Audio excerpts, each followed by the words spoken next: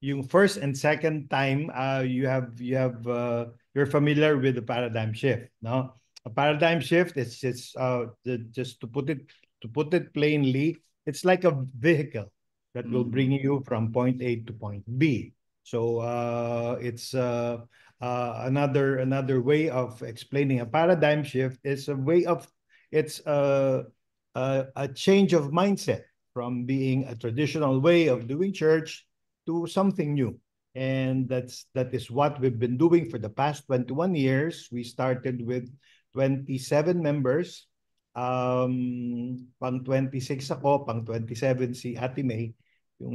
Yung magandang babae kanina, wala no. Kasi ako Tigre, yun yung may-ari ng Tigre yung nagsalita kanina. At saka ako yung head pastor ng United Christian Church, pero siya yung neck pastor ng United Christian Church. She moves the head of the neck moves the head. So, yun po. So that's what we're sharing all over the world. Actually, kamakailan lamang po we've been to twice in the United Kingdom. Napakalaki pala ng United Kingdom ng UK. Yung both from London, yung Midlands at saka yung malapit sa Scotland, pinuntahan namin just to share to them what's going on dito sa Philippines at kung anong system ang ginagawa natin o yung system that we're using for church growth, no? And of course, there in the US, ito po yung sinimulan natin a couple of months ago. And so that's what paradigm shift is all about. Paradigm shift also brings about culture. No? Di ba sabi sa atin ni Rizal nung araw, akala ko nga nung malit ako nasa Bible yun pala sabi pala ni Rizal, sabihin mo sa akin kung sino yung mga kaibigan mo, sasabihin ko sa iyo kung sino ka. Kala ko nga si Jesus yung nagsabi nun mga kapatid eh. No? Chinek lang ako ng aking Sunday school teacher. Ay sabi niya hindi si Jesus yung nagsabi nun. Si Jose Rizal ang nagsabi nun. Tell me, kaya medyo hiramin ko yung sinabi ni Gat Jose Rizal ngayong araw na ito. At i-apply natin sa ating mga sari-sariling simbahan. Tell me what your church looks like. Ha? Tell me what your church looks like and I will tell you who you are. Ha? Sabi mo sa akin kung ano itsura ng simbahan mo, sasabihin ko sa iyo kung sino ka. No? Para mo nang sinabi sa akin na tell me who your friends are and I will tell you your future. So si Gato Rizal malalim, no? Marami siyang gustong sabihin na kapag susuriin natin talaga, it will bring us to something that will create change. No, for the past couple of months, and we have decided itong grupong ito na gawin to on a monthly basis itong mentoring natin. So ito po yung this is the conclusion of the three-part mini series, no? Balik tayo po sa aking tinutukoy. Bago natin ituloy yung yung 4 more points ng ating conclusion is this, no? Yung culture po kasi at yung mga simbahan natin, no, it goes hand in hand. Whether you like it or not, every church has a culture. Your church has a culture. My church has a culture. Everybody does. No. So what is a church culture? Ano ba yung kultura ng simbahan mo? No. Just to put it mildly, mission is what you do. No? Kapag hindi kultura ng simbahan mo yung mission, no, magsarado ka na lang. Bakit? You are negating, no? You are being disqualified from the mandate of what Jesus said to us. No? Go into all the world. No? So that should be the culture of the church. Missional dapat ang simbahan. No? Tapos isa pa, kung walang vision ang simbahan, wala ring kwenta kasi tingnan mo mabuti, first couple of chapters in the book of Genesis, actually from Genesis 1 to 7, actually 32 times binanggit ni Lord. What do you see? What do you see? No? Anong nakikita mo? Siguro si Lord talaga interesado kung anong nakikita ni Adan. No? What do you see? Or kahit kay Abraham, sinabi niya, what do you see? So probably God is really interested in your vision. At kapag hindi kultura ng simbahan ang vision, palagay ko may problema tayo. Ano pa? Pangatlo, church culture is how your church feels. Okay? Una, mission is what you do. Vision is what you see. We do. But yung church culture is how your church feels. Maliwanag po ba yan, mga kapatid? No. So I want you to take notes or hindi na po kasi uso yung question and answer ngayon. No po. Actually, 15 years ago, there was a survey. Ang nag-survey po nito mga kapatid ay Harvard/MD. No po. 15 years ago. Parang sinawaan sila sa question and answer. Panay-panay ganon. And it got them boring. Pero meron silang mas mag-effective way of doing question and answer. And that is what we call now takeaways. Now, kasi kapag may take away ka, no? Ako tinake away ng breakfast ni Ate May nyo kanina kasi alam niya gutom ako. So ibig sabihin, yung take away ko, it nourished me. Okay? Iyon yung nagets ko. Bakit? It's my take away. Ganun din tayo ngayon. Mga kapatid, excited ako sa mga takeaways nyo mamaya kung ano ang inyong natutunan. Gets? So again, mission is what we do. That's a church culture. Vision is what you see. No? Ayan, thank you very much. Meron palang, thank you very much, Pastor Bong. Vision is what you see. But the church culture is how your church feels. Let me give you an example pagdating sa church culture. Meron po akong pinuntahan isang simbahan sa Los Angeles, California. Actually, ano po ito? Simbahan po ng aking pinsan, mas matandang pinsan sa akin. Sa family po kasi namin, tatlo kaming pastor. No? Yung isa po dito, lahat po kami nagpapastor except one. Itong isa, no, probably he did another call. No? In-invite niya ako dun sa church niya. No? Pagdating ko dun sa church niya, malayo pa lang mga kapatid, yung na-notice ko na, yung mga ushers, malayo pa lang nakangiti na sa akin.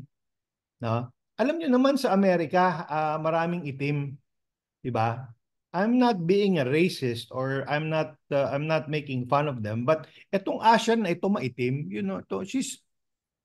his dark as a midnight. 'Di ba? Nakakita ka na ba ng negro na ang itim-itim talaga? Alam ko nakakita na kayo ng ganun eh, no? Ganun siyang kaitim. Pero Asian siya ng simbahan. No, kasi meron siyang nameplate dito na Asher. Yung tipong nakikita mo lang sa kanya, yung puti ng mata at saka yung ngiti kapag umingiti. Nagigets po ba yung sinasabi ko? No? Tapos, winelcome niya ako. This caught my attention. Yung mga miyembro, makinig kayo dito mabuti ha, yung mga miyembro niya, nung church na yon, they had to park their cars 10 miles away from where the church is located. Can you believe that? Tapos na-shuttle lang sila ng bus papunta sa church. But for us, first time, okay, dun kami nagpa-park sa parking lot ng simbahan. Doon pa lang impressed na ako. Doon pa lang, sabi, okay, itong kultura ng simbahan na to ah. I was greeted. No? Okay? I was greeted. Tapos, I was guided. No? Ginaid ako saan? Sa upuan. No? Kumusta yung mga bisita natin sa church? Di ba parang ano sila eh, hindi nila alam kung nasaan yung bathroom, hindi nila alam kung saan sila nauupo, hindi naman sila manghuhula, they're not mind readers, hindi naman sila pwede kahit saan lang umupo. So, someone has to guide them. And I was guided. No? Pag-guide sa akin, na ano susunod, I was seated. No, pinaupo ako kung saan ako dapat umupo. At alam nyo kung saan, yung mga bisita natin sa church, saan umupo, di ba panay nasa likod? Di ba? Ako hindi, I was seated in front. Doon ako pinaupo sa kaharap-harapan. No? Premium seat, pare. No? Ano nangyari? Greeted, guided, seated. No, maya-maya, may lumapit sa akin, na isang mama, umalis muna yung usher. Someone will come here, sit with you. Sabi niya sa akin, that person will make you feel at home. Just relax, no. May lumapit niyang mama, yung kasi mga Californian sila, mga blonde yung buhok, tapos siguro nagmamadali siyang magsuot ng polo niya, yung hindi pantay yung botones. Nangyayari po ba sa inyo 'yan? No, kaya ano yung parang sobra yung ano. So tapos butas-butas yung damit, yung buhok niya just parang he's just got out of bed hair, yung ganon. Tapos, hi, my name is Philip. How are you? I heard you're Marie's cousin, and you're from the Philippines. Alam niya agad kung saan, may database siya agad kung sino ako, no? All right? Pero sabi ko sa pingo, huwag mo sasabihin pastor ako kasi sigurado mag-iiba yung treatment. So, hindi na sinabi yan. Sit down and relax. So, nagkwentuhan kami. You know what? I felt at home. And that's culture. Eto na. Nagsimula na yung praise and worship.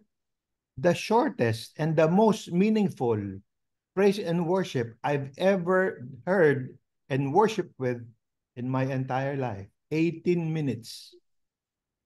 18 minutes. Kasama na doon yung mabilis, kasama na doon yung mabagal. Okay? Kasama na din yun yung ministry time. Okay? And now for the word of God. No? And now, tayo yung host, tayo yung MC. Now, are you ready for God's word? Let's call Pastor Philip. Tandaan nyo si Philip kung sino? Yung taas-taas yung buhok, butas-butas yung pantalon, ripped jeans, tapos yung damit niya hindi pantay-pantay yung pagkakasya. Siya pala yung pastor. Tumayo siya sa pulpit to. We have a guest today. His name is Alvin. He's from the Philippines. It's a cousin of Marie.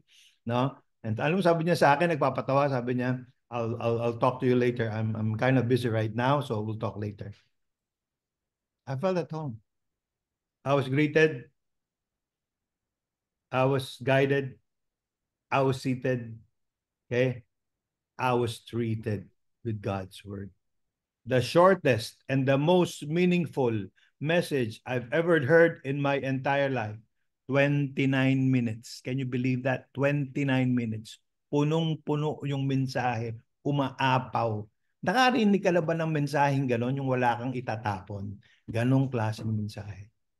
After that, I was treated again. Dinala ko sa isang room, no? Pinakain. Kanina, I was treated spiritually. Now, I was treated physically.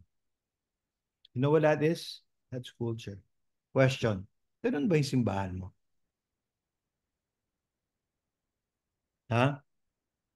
It's the atmosphere. It's the vibe. It's the climate of your church na nararanasan ng mga miyembro mo, nararanasan ng staff mo, nararanasan ng mga visitors mo na kamukha ko. Alam mo, in 10 seconds time, nag-decide ako, pare, babalik ako dito sa isang linggo. A week after, andun ako. Andun ulit ako. No? Bakit? Kasi welcome ako eh. My question is this, no? Kumusta yung mga pumupunta sa simbahan natin? Welcome ba sila? Ramdam ba nila na welcome sila? If the culture is healthy, amazing things will happen in your church. Meron na po ba kayong natututunan sa aking mga sinabi? Kung meron mga pakikaway-kaway nyo nga, mga kapatid. No? Salamat po. What are those amazing things? People love being there. Di ba? Dito sa church, mga kapatid, ayaw. Nung hindi namin pinapalitan yung kultura namin, pagkatapos ng In Jesus' Name, Amen, yung benediction, yung closing song, uwi, yung mga tao. No? Pero ngayon, kahit pauwiin mo, ayaw mo eh. Bakit? Gusto tumambay muna eh. No? Ayaw mo eh. Gusto tumambay muna sa church. Actually, dito na kumakain yung iba. No? Dito na kumakain yung iba, nagbabaon na kasi after church kasi sa hapon andun po yung mga trainings na ginagawa namin, no? Yung mga trainings sa aming mga leaders doon po namin ginagawa. So parang shooting two birds in one stone. So people love being there, and you know what? Isang magandang kultura ng simbahan na dapat maging litmus paper test sa ating mga simbahan. Dapat nagsisilago yung mga tao. No? Alright? They grow. No? Meron po ba, sino po sa inyo dito mga kapatid, may mga miyembro kayong balat sibuyas? Meron? Ako lang. Simbahan lang namin ang yung hindi mo mamakamayan, akala galit sa'yo. No? Siguro galit sa akin si Pastor, bakit hindi ako nakakamay? Pambira, libo-libo kami dito, paano kitang makakamayan, aber? No? Okay? Nagkikita-kita nga tayo sa Jollibee. Pastor, kilala mo, nangyari po ba sa inyo yun? Alam mo, kilala ka niya, pero ikaw, hindi mo siya kilala. Pero magkasama kayo sa church. No? People grow. Alright? Ano pa? Are you ready for this? Great leaders, they come and they stay. No? Kapag yung mga leaders mo alis ng alis, no? Mga pastor, no? Huwag kang masasaktan sa sasabihin ko, ha. O kung masaktan ka, bahala ka na. Ikaw ang may kasalanan. Hindi yung mga leaders mong umalis. Ikaw ang may kasalanan. Bakit? Ang mga leaders natin, tatlong klase yan. Una, yung iba high capacity. Pangalawa, may mid capacity. Yung iba low capacity. Actually, pang-apat eh. Yung iba no capacity at all, no, to lead. Yung high capacity, ganito yan. Yung high capacity, binigyan mo ng goal. Okay? Binigyan mo ng deadline. Hindi pa dumadating yung deadline, tapos na yung goal niya. At hinigitan pa. Bakit? High capacity yun eh. Na mga systems person yan, mga magagaling yan. Na, mga kapatid, what if I tell you sa church mo meron ka nun? It's just a matter of looking for them. Okay? Ano yung mid capacity? Okay? Yung sumusunod sa iyo, no? Alam mo, merong isang mentor na nagsabi sa akin, excuse me for the word, mga kapatid, ha? Sabi niya sa akin, Alvin, kahit na medyo mahina sa kokote o mahinang isip, basta marunong sumunod, tatalino din yun. Bakit? Nakinig sa iyo eh. Bakit? Tinuruan mo. Bakit? Binigyan mo ng importansya. Amen po ba? Great leaders, they come and they stay. Yung iba low talaga. Low capacity talaga. Yung sunod lang ng sunod. Pero leader yon. Pero ikaw din at ako, sa simbahan natin, merong no capacity. Yung akala nila leader sila, pero sa totoo lang hindi. Feeling nila leader sila. Alam ko kasi, tayong mga leaders, mga kapatid, may sumusunod sa atin. Amen po ba? Pag lingon mong ganyan, may taong sumusunod sa iyo. Si no capacity leader, kahit anong lingon niya, wala siyang makikitang sumusunod. Kaya tawag namin sa kanya, kung alam niyo kung ano, hashtag Johnny Walker. Lakad lang siya ng lakad, si Johnny. No? Wala naman sumusunod. Okay? So kung ang kultura po ng simbahan natin ay malusog, makikita po natin to. At ano pa? Yung simbahan mo, attractive sa community mo. Tanong, yung simbahan mo ba attractive sa community mo? Pastor, alam mo, I'm a missionary to Japan for the past 11 years now. Okay? Bawal doon kumatok. No? Alright? Bawal doon manggulo ng community. Papapulis ka kapag kumatok ka, lalo na kapag hindi ka kilala. No? Parang dyan din, di ba? Di ba? So, pastor, hindi mo kami pwedeng kumatok dito. Paano yun? Paano kami magiging attractive sa community? No? Di palitan natin yung community. No? Definitely, mga kapatid, ikaw may kaibigan dyan. Kamukha sa Japan. No? Yung isang Pilipino, may kaibigang Pilipino. Yung isang Pilipino, may kaibigang Hapon. No? So, ano yun? Community yun, mga kapatid. Amen po ba? So, naging attractive kami sa community of friendship. Diyan din pwede. Amen po ba? Yeah, I know, hindi tayo pwedeng pumasok sa community na may community. Bakit? Lago tayo sa police o kailangan natin ng permit. And definitely, they will shut your door. Bakit? Pag kumatok ka pa lang, suspect ka na agad eh. Suspicious na agad ang tao sa'yo, lalo na kung hindi mo kilala. But definitely, si Pastor Greg may kaibigan. Si Nestor may kaibigan. Si Ate Vicky may kaibigan. Amen po ba? Na pwedeng makarinig ng salita ng Diyos. Amen? So let's become attractive to the community.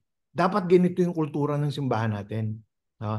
And when it happens, punta tayo doon sa dulo, we fully accomplishes what?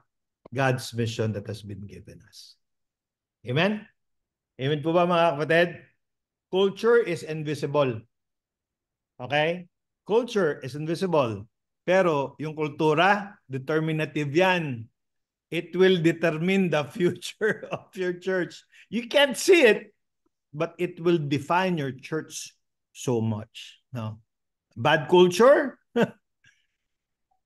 will undermine kung ano man strategy ang ginawa mo or ang ginawa ng team mo. Kahit anong kagandang strategy, how amazing na it is, mission, vision, kung ano man ginawa mo strategy, na sabi nga nung paborito kong writer, culture will eat your strategy for breakfast. Bakit? Ang sama ng kultura mo eh. No? So anong dapat natin gawin mga kapatid? Paradigm shift, gandaan natin yung kultura natin. Sayang mga kapatid, na-miss yung part 1 and part 2. But anyway, no, huli man daw at magaling. Hindi maganda.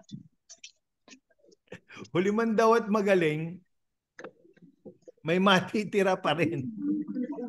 Think about it. Think about it. Ano yung kultura? Yung kultura, ito yung reason bakit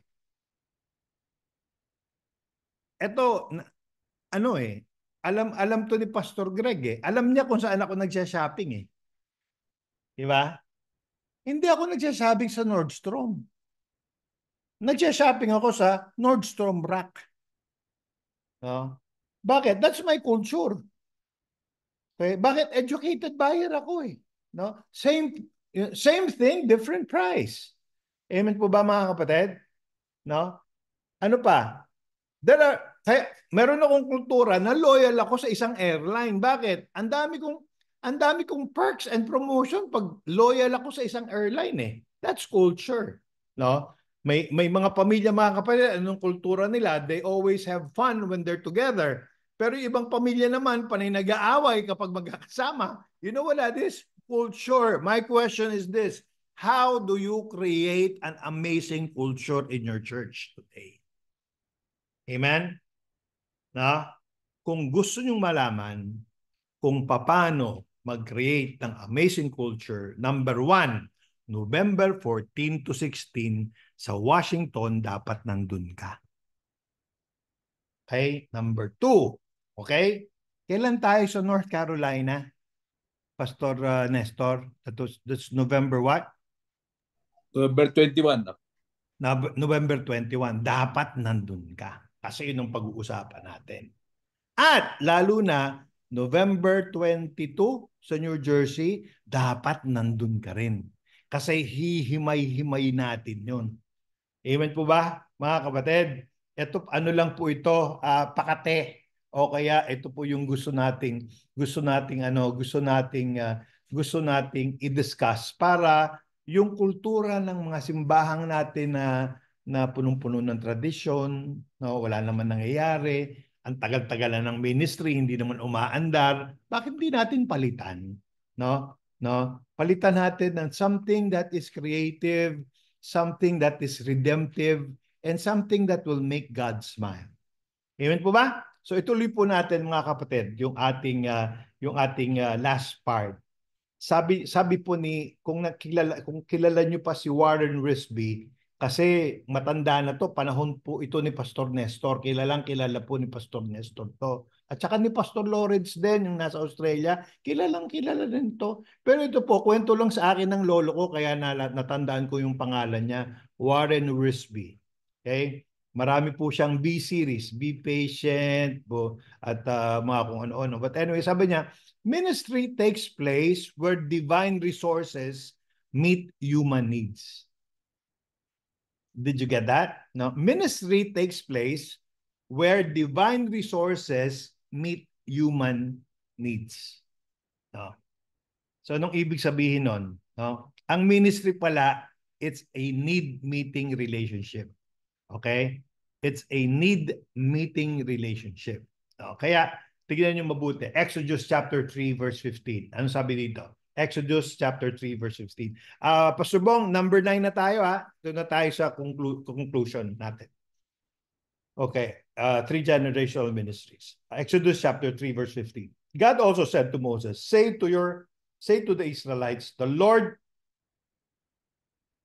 the God of your fathers, the God of Abraham, the God of Isaac, and the God of Jacob has sent me to you. This is my name forever, the name by which I am to be remembered from generation to generation. Okay? Isaiah chapter 3, verse 15. God also said to Moses, say to the Israelites, the Lord, the God of your fathers, Abraham, the God of your Isaac, and Jacob. Ano yon? 3 generations. Sino yon? Abraham, Isaac, and Jacob. It took 3 generations for Abraham to realize the vision of God that has given him. Did you get that? No? It took him 3 generations. No? At doon nga sa 3 generations, kung ano-anong nangyari. Starting from Genesis 16, ano na to? Exodus na to eh. No? Genesis 16, pinangakuan sila ng anak, which is Isaac. No? Anong ginawa? Anong ginawa ni Abraham?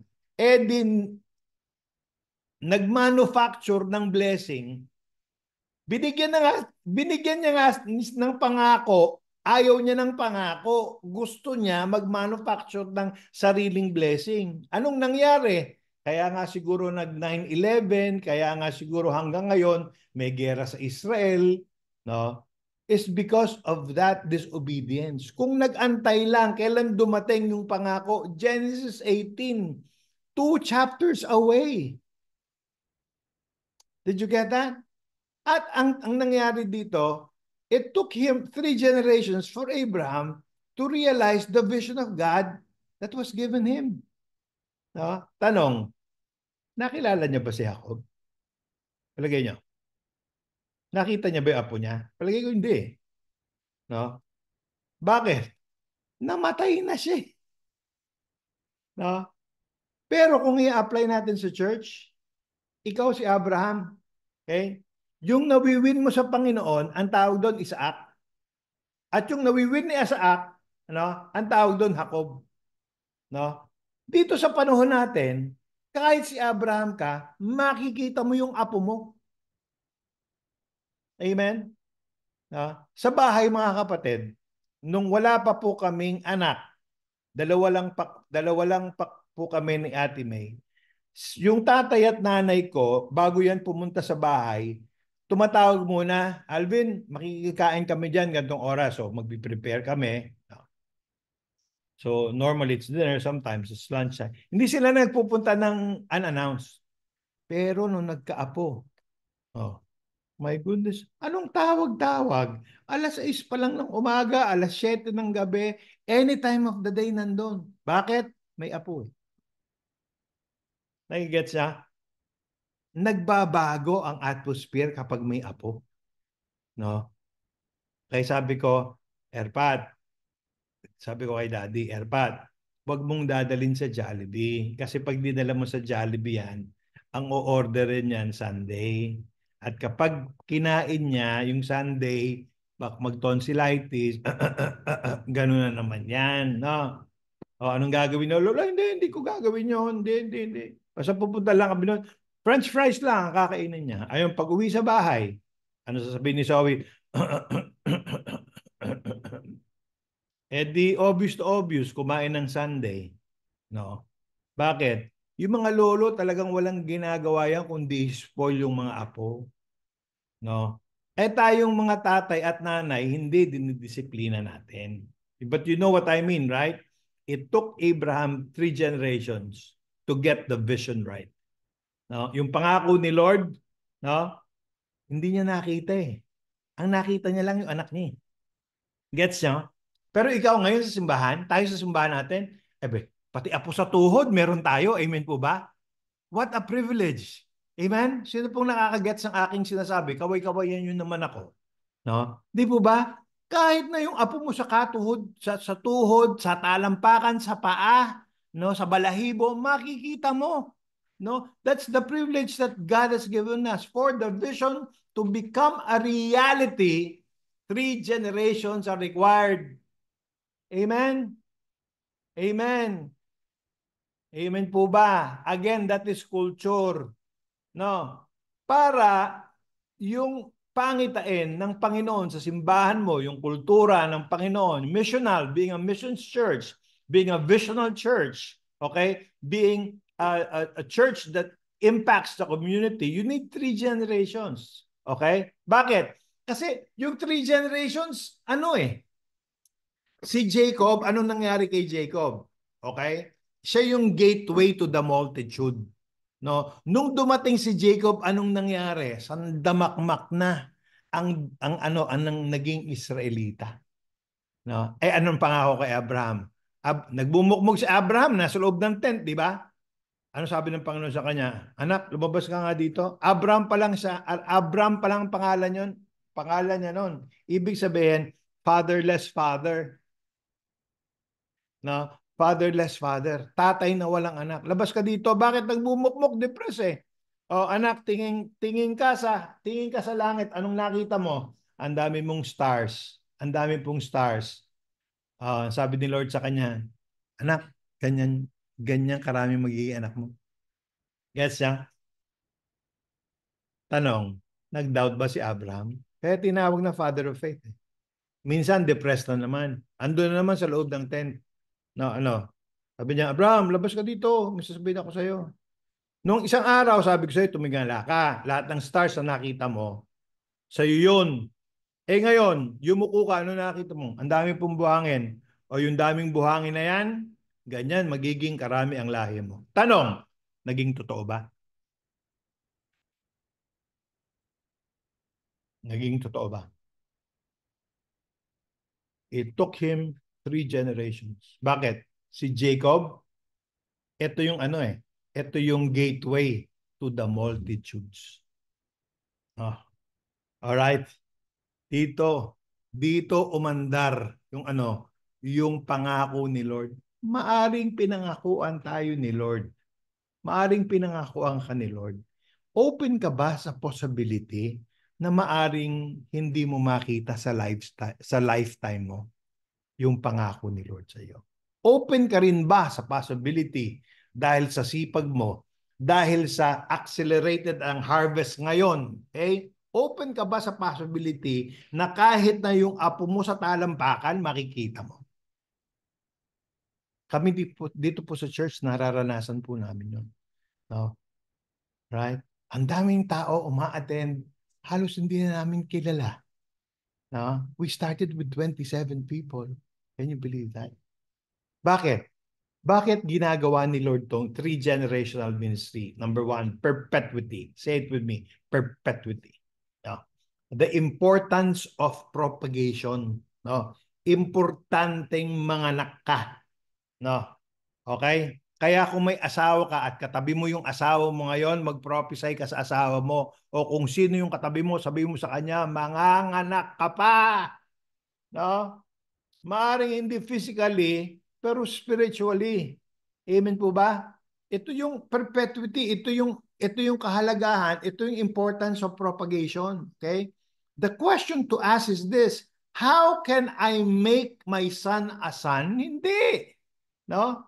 I'm going to make my son a father. Amen? I'm going to make my daughter a mother. Dapat ganun. No? Tingnan mo yung mindset.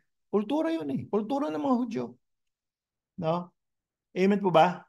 Japan right now, in order for a country to carry on a generation, you need at least 1.7%. Nagigets niyo po ba? No? Para magpatuloy ang lahi ng isang bansa, kailangan niyang 1.7%. Ibig sabihin, may 1.7% nanganganak. Sa Japan, mga kapatid, alam nyo kung ilan yung demographics, 0.8. Hindi sila nanganganak. Lalo na sa Singapore, 0.6 lang. Hindi sila nanganganak. Bakit? Masyadong nakafocus sa karir. No? Mga Muslim, tanungin niyo ako mga kapatid, kung ilang porsyento ang meron sila just to carry on their next generation. Tanungin niyo ako. Sige na po, ang tagal kong pinag-aralan to eh. No? Alam mo, ibigay ko lang sa inyo libre. Tanungin niyo ako, tatanungin niyo lang ako eh. Walang nagtanong, di sige, hindi ko lang Ano? sasabihin. Sige. 3.9. 3.9. Kaya pala, ang dami-daming Muslim sa Europe. Amen po ba? Oh. No. Ang Pilipino pala, ang mas malupit. To carry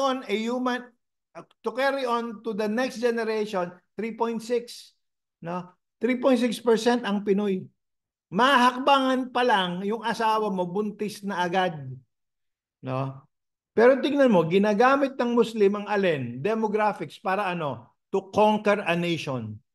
No? Sa London, sorry to say mga kapatid, no, ang mayor Muslim. Sa London, no, at umiiral ang alin? Ang Sharia law sa London itself. No? Ikaw, yung simbahan mo, alam mo ba to? Kung hindi mo alam yung perpetuity, yung importance of propagation. The question is this, how can I make my son not just a son? No? Alam na natin yun eh. But let us make our son a father. Let us make our daughters mothers. No? In the vision, we are not merely making sons, but fathers. Not just making disciples. No? Ito na mabigat. We're not just making disciples, but disciple makers. Or else the church will die. No? Alam niyo po mga kapatid, meron po kaming ginawang, actually I was part of the technical team.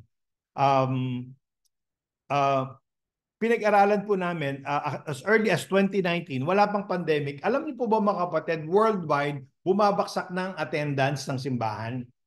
Katoliko, kahit ano, name it, kahit na ibang persuasions of faith, bumabaksak na yung attendance. Bakit? Diyan sa Europe, post-Christian na eh. Ang Europa. Ang Amerika, post-Christian rin. Bumabaksak na. Lalo pa nung tumating ang pandemic, lalong nagkaloko-loko. No? Lalo na yung hindi naka-set up. When I say set up, hindi naka-cell church yung pandemic. Ano nangyari? Nagsara. Tingnan yung mga kapatid, no, umikot kayo, ang daming binibentang simbahan sa lugar nyo. Bakit? Hindi sila naka-set up eh. Lahat ng naka-set up, no, na cell church nung pandemic, yun lang yung nag-thrive, yun lang yung dumami. Ikaw, kumusta yung church mo nung pandemic? Dumami ba kayo o kumonti kayo? Yan. No, amen po ba? Nagigets po ba? No. Kailangan po talaga natin paradigm shift. May natututunan po ba kayo? Kaway-kawayan nyo nga ako mga kapatid. Ano pa? Hindi lang perpetuity kundi safety. Safety is what we call the importance of protection. Bibigyan ka nito ng protection. No? Alright. Sa suntukan lang eh.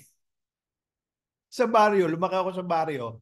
Meron pong isang malaking ano doon, meron pong isang malaking pamilya, no, na barkada namin.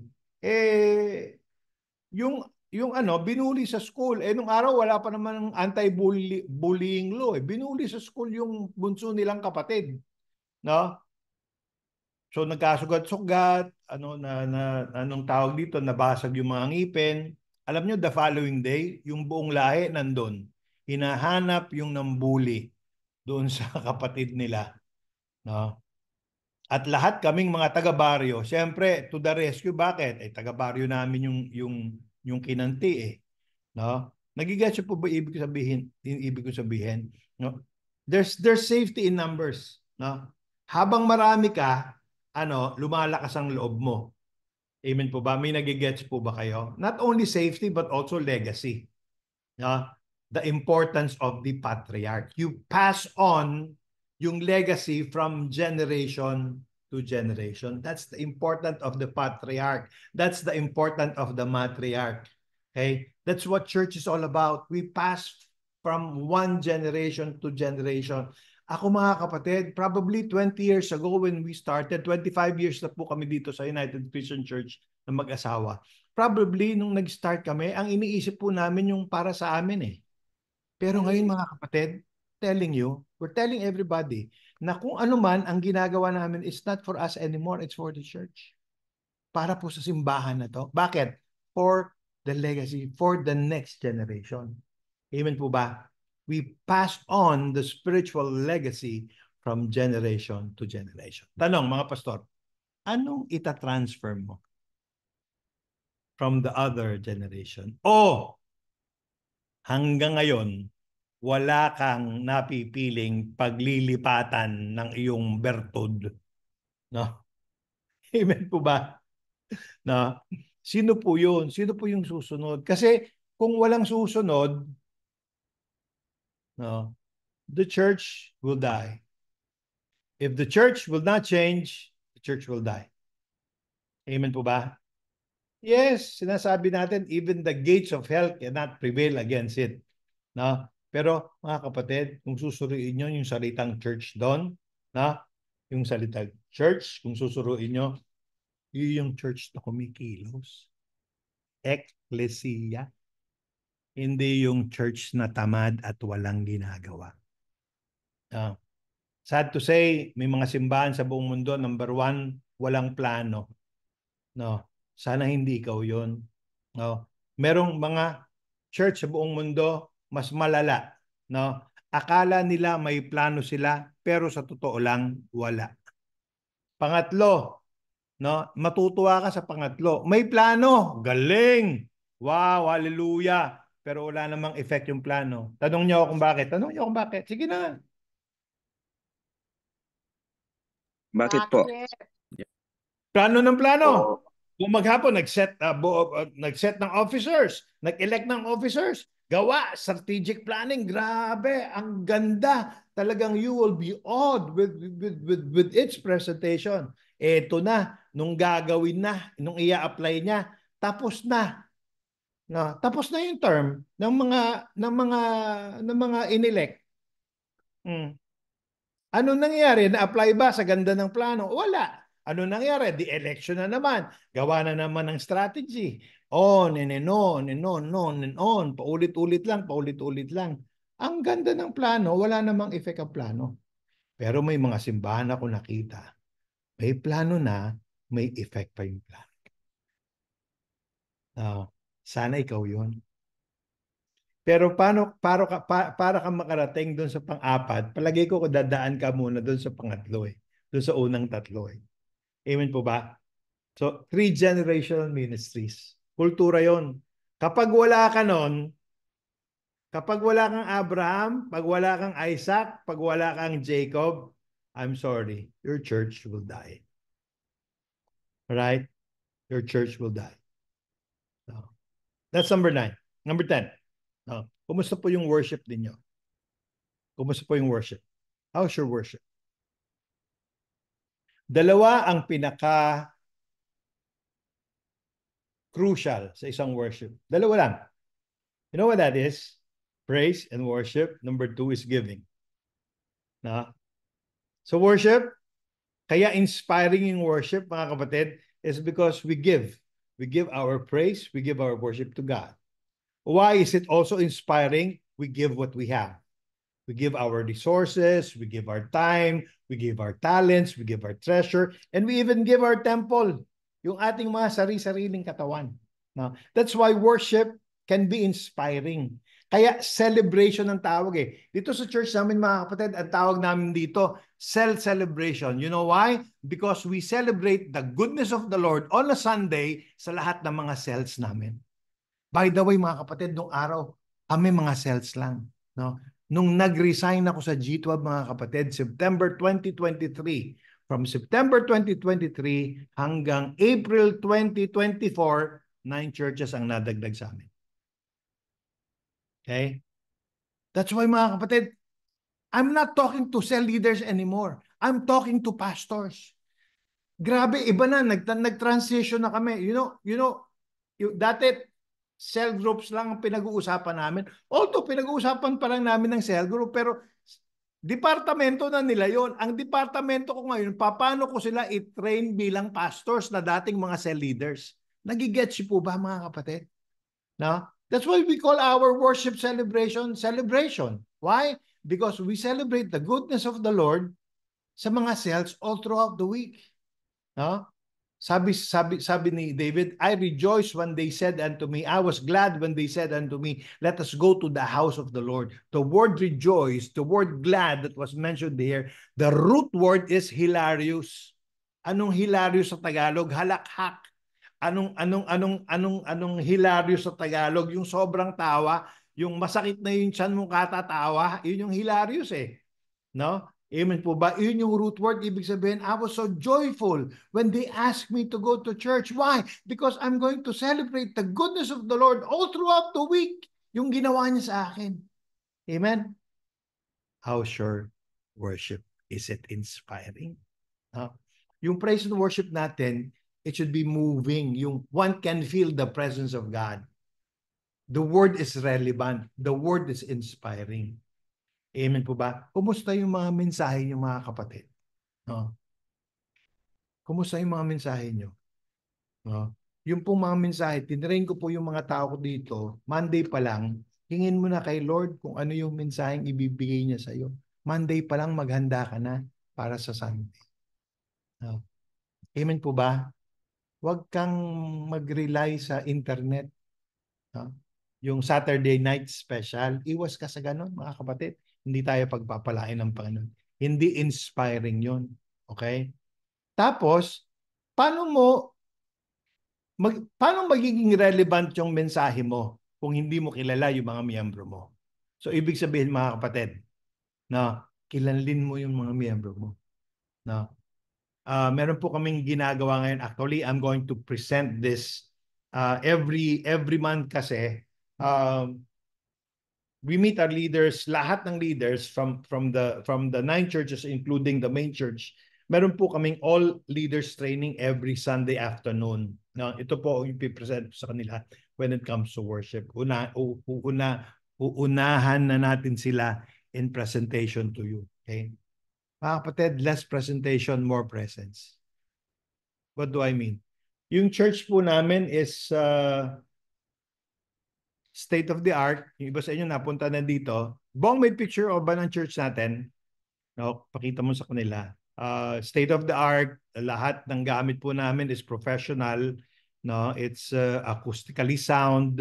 No, we really prepared for this. This is the if not in this region 3, this is the best church in region 3 so far. Okay. So we seat 2,000 seating capacity pero 1,800 lang ang allowed kasi yung fire department ayaw isagad kasi because of safety purposes. All right? So ibig sabihin meron kaming light show every Sunday. Na kasama po yung light show every Sunday. Ang ganda po, it's professionally done. Actually, marami pong nagko-concert dito. Ginagamit po yung church as concert, weddings, mga debut, tapos graduation. Inopen po namin sa public. Tinanggal po namin yung connotation as church. Kaya yung pong simbahan namin hindi mukhang simbahan. No, kaya ang pangalan po ng simbahan namin is UCC Convention Center para po open sa lahat. No. Pero alam niyo mga kapatid, even though we have great lights on Sundays, no, best music team, best band on Sundays. Although we sing Tagalog songs, since probinsya po kami. Pero alam niyo ang hinahanap ng tao. Tanungin niyo ako. Sige na, tanungin niyo ako. Ano po? Hindi yung galing ng presentation mo o hindi yung presensya ng Diyos na nararamdaman nila. Yun ang hinahanap. Okay? Kung galing lang, pwede tayong ang daming concerts na pwede mong puntahan na magagaling eh. No? Pero wala namang umuwi galing sa concert ni Sarah Geronimo o ni Martin Rivera na binago ni Lord eh. Pero ang gusto natin, paglabas sa simbahan natin, hindi tayo papayag na hindi sila binago ng Diyos. No? Amen? There is something really powerful about the Christian church. It's hard to deny. No? Parang sayaw eh. It's a dance between what we do and what God in His sovereignty does. Amen? Nagigets po ba yung aking sinasabi? Parang merong parang merong it takes two to tango, no? Parang may sayaw, may ginagawa si Lord, meron din tayong ginagawa. Sabi nga, natatandaan ko mga kapatid, si Saint Augustine sabi niya, pray as though everything dependent on God, no? Tinandaan ko 'tong mabuti noon pang nag-aaral ako. Pray as though everything is dependent on God. Work as though everything is dependent on you. No? Amen? Kasi panalangin tayo ng panalangin, natatandaan yung panalangin, Panginoon, kumilos ka sa aking kapulungan. Panginoon, kumilos ka sa aming simbahan. Kung pwede lang magsalita si Lord, sabihin, anak, ako kilos na ng kilos. Ikaw kaya, kailan ka kikilos? Di po ba? May nagigets po ba tayo? I think si St. Augustine gave us a good advice, no? But since we are flawed human beings, no? Gusto natin si Lord na lang bahala at tayo na lang, no, ang manonood at tanggap lang ng tanggap. Wrong.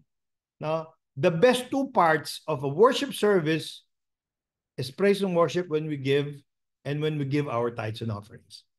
If you don't believe that, something is wrong with you. That's our church, by the way. That was last Sunday. No.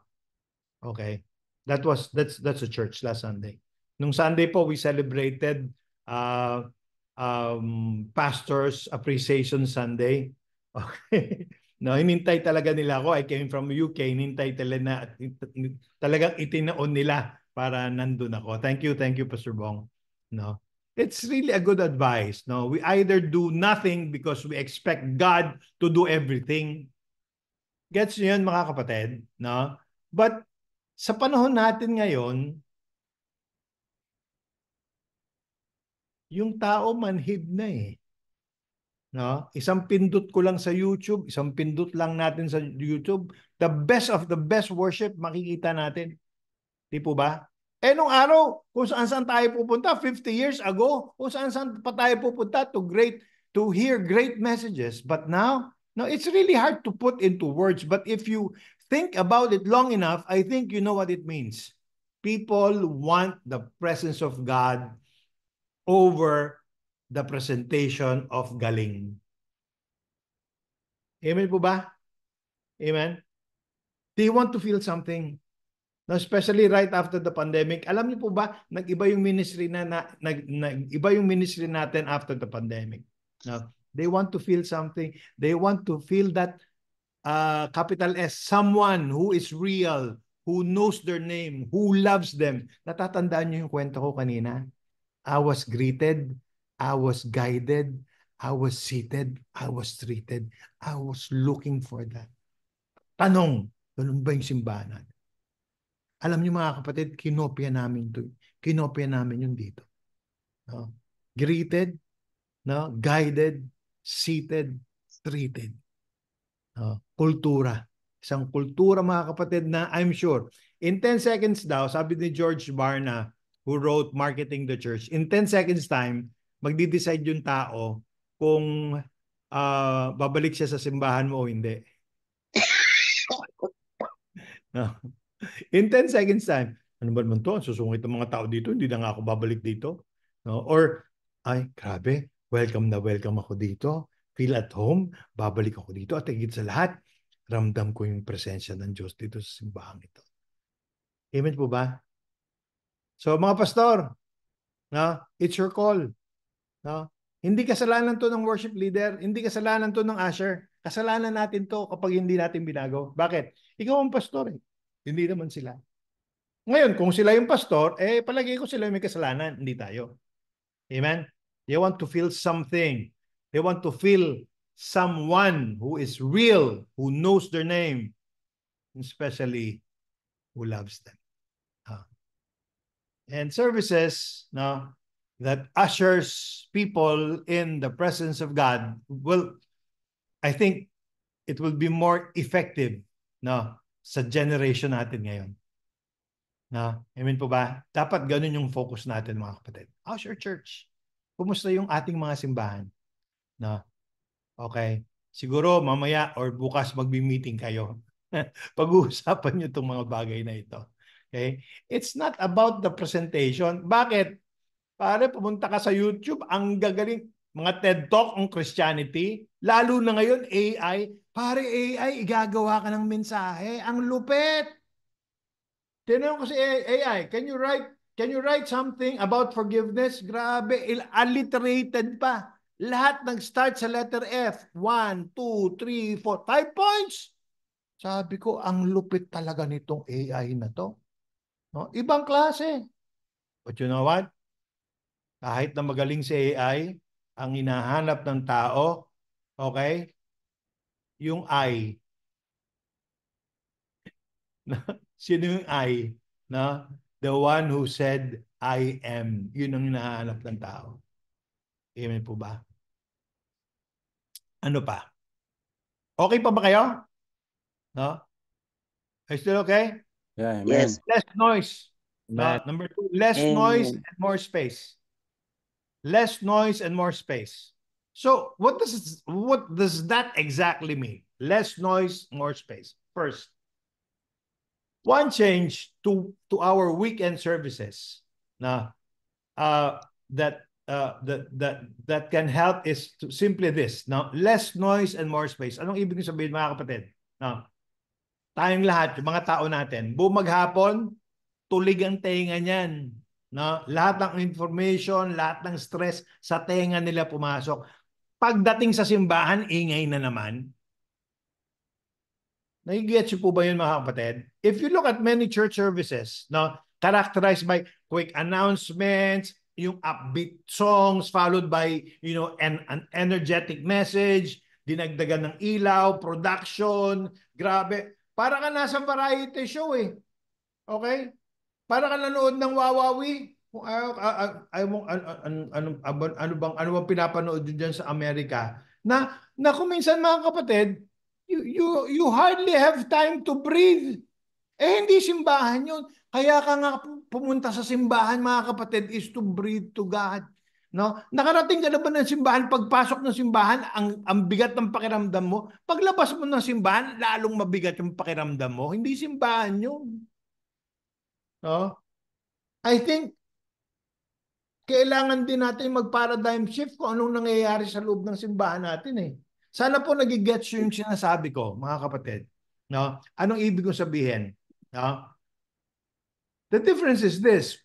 We need to see sa ating generation ngayon, no, of growing churches, more time for prayer. No? Hindi, pagdating dito, nag-aantay lang yung mga tao. Paano mag-pray muna? Mag-huddle muna mag-pray. O pag-pray natin worship, pag-pray natin ano. Tapos, yung tumayo doon, bigla na lang kakanta. Why not prepare the heart of the people to worship? No? Amen po ba? Ano ba naman yung 5 Amen. minutes ang dagdag? 5 minutes lang naman yun Mm. eh. You can prepare the hearts of your people in 5 minutes time. No? At habang mga nakaupo, nagchichismisan lang, nagmamarites lang, nagtatanungan lang, o saan tayo kakain? Sa Chick-o-Fil o sa McDonald's o saan mamaya o sa Olive Garden? Why not spend time in prayer? Amen? Amen po ba? More time for prayer. Palagi ko pag nangyari yon, there will be more expectation that God will move in the lives of the people within the worship service. Amen? Amen.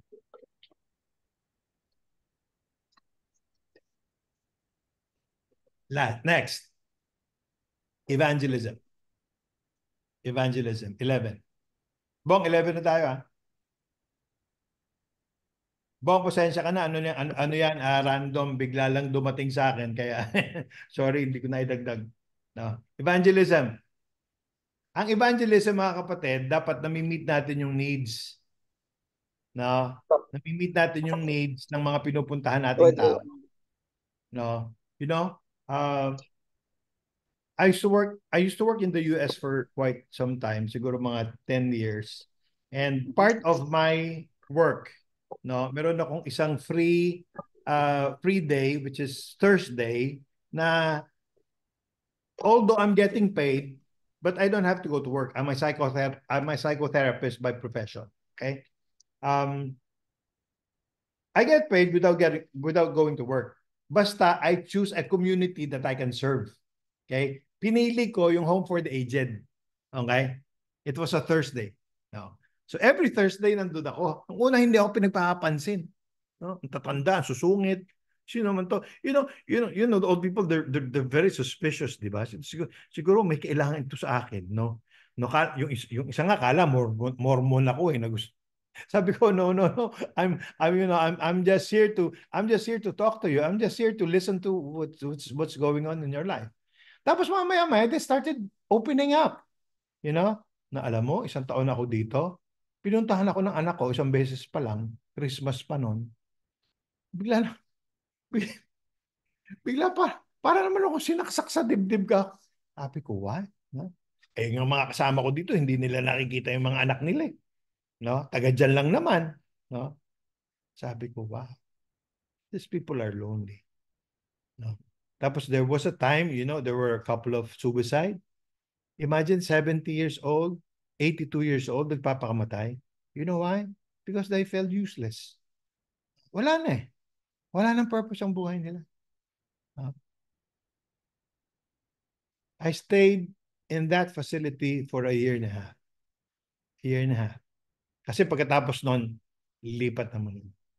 Alam niyo ba mga kapatid, no? On my 3rd month, na papunta doon, yung mga matatanda, yung mga senyora, no, na dati ang susunod, ngayon talagang nagmi-makeup na, no, they wear their best clothes. Alam mo bakit? Kasi darating si Alvin. Yung mga matatanda, magsusuit yan, yung triple pa, yung 3-piece suit, yung meron pang vest sa loob, no? Okay? No? Kakainin lang naman namin sandwich at saka Kool-Aid. Pero masaya na sila noon. Bakit? Alvin is coming.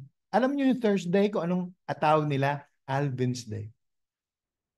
Because I spend time listening to their stories. Yung iba, paulit-ulit. As dumudugo na yung tenga ko eh. Bakit? Alam ko na yung kwento eh. No? Nagkwento, sila daw ay naglanding sa Normandy, nung D-Day. Yung mga ganong kwento ba? But you know what? It's what they need. Someone to listen to. And I'm sure in your neighborhood, huwag ka nang lumayo. Merong someone that needs to be listened to. Amen? Ngayon, sa simbahan mga kapatid, when was the last time na nagkaroon ng total mobilization yung simbahan nyo for evangelism? Need meeting ha? Pastor, paano? Paano namin gagawin yon? Ang sabi ng Reader's Digest, alright? Ito yung sabi lang naman ng lolo ko kasi yung lolo ko may Reader's Digest. No? Ay ako ako Google na lang at saka YouTube ang inaabot ko eh. No? Pero sabi ng lolo ko sa akin, yung isang tao daw, no, meron siyang maximum na 20 kaibigan at meron siyang minimum na 5 kaibigan na malapit sa kanya. Alam mo, that alone speaks volume to me. No? Yung bang 5 malalapit na kaibigan mo, nabahaginan mo na ng salita ng Diyos. Need nila yun. Amen po ba? What if sabay-sabay natin sa isang simbahan, sa simbahan natin, magdala tayo ng tatlong tao. Ang tawag namin dito PX3. Prayer for 3. Okay, maglala, tuturo namin sa inyo to. No? And it revolutionized our church. I'm talking about relationships. Okay? Imagine yung sayang idudulot ng simbahan mo na yung first time yung nakapunta sa church. Ito pala yung church, ito pala yung church. No? Hanggat hindi kasi natin nagiging kultura, palagi ko hindi matutuwa si Lord sa atin eh. Amen po ba mga kapatid? Kasi your church will only be as healthy as you are. Sad to say, your church will only be as healthy as you are. Expecting a church to be healthy, tapos yung leader hindi healthy, I don't think so. Hindi yata pwedeng mangyari yun. Amen po ba? Siguro, if you want to see a church that invites people on Sundays, then start inviting people on Sundays. Want to see a church that gives generously? Then give generously. Do you want to see a church that has a deep passion for missions? Then start doing missions. You know what that is? Number 12. Ito gusto sa atin ng Panginoon.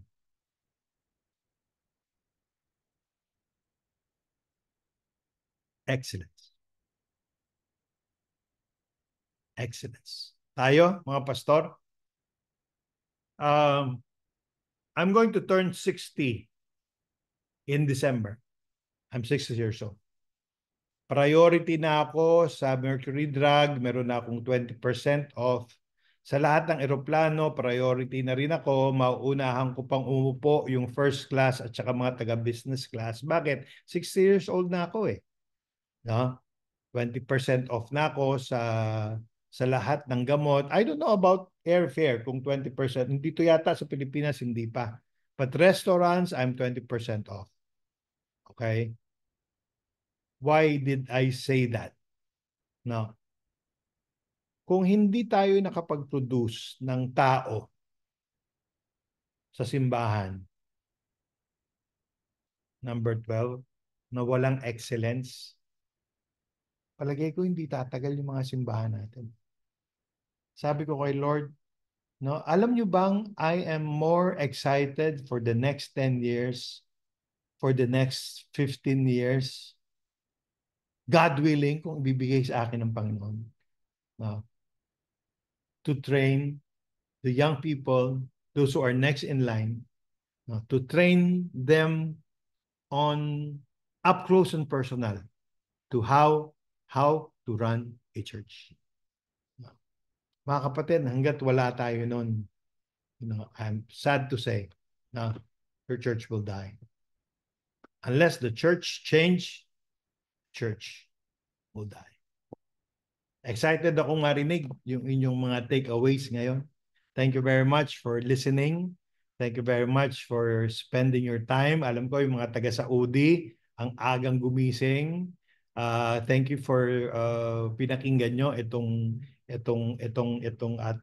ating mentoring. This will be a monthly meeting. Although sa November hindi ko alam kung anong magiging schedule natin kasi we'll be there in the US starting November 11. No? But this will continue. No? Mag-antay na lang tayo ng mga announcements. Okay? Let's pray. Lord, marami pong salamat, Panginoon, sapagkat you have given us something that requires us to wake up. That requires us to change our ways, or else the church will die. Yes, Lord, you have given in your word that even the gates of hell will not prevail against the church. But Father, kung minsan, Panginoon, yung aming mga ginagawa, pinapabagal, no? Yung kilos ng Panginoon sa aming mga simbahan. Yes, Lord, the gates of hell will not prevail against the church, pero pwede niyang pabagalin dahil din naman sa amin. Lord, in us, Father, Panginoon, pag-alabin mo ang aming puso. At Panginoon, we only have one shot in this generation. Don't allow us to fool around. Allow us to use it for your glory. Yes, Lord. Lord, ihanda po namin yung aming next in line. Ihanda po namin, Panginoon, yung simbahan, yung susunod, na hanggang sa katapus-tapusan, ang simbahan namin, Panginoon, ay pupurihin ka, maglilingkod sa iyo, at susugurin at sasagutsurin ang lahat ng lugar na hindi pa nakakilala sa iyo. Lord, maraming po salamat sa lahat ng nakikinig ngayon. And Lord, in the name of Jesus, I pray that you will open our hearts, open our minds for the truth that we have heard today. Lord, bless us, Father. And Lord, we ask for your protection upon the rest of the day, upon the rest of the week. In Jesus' name we pray. Everybody say, Amen.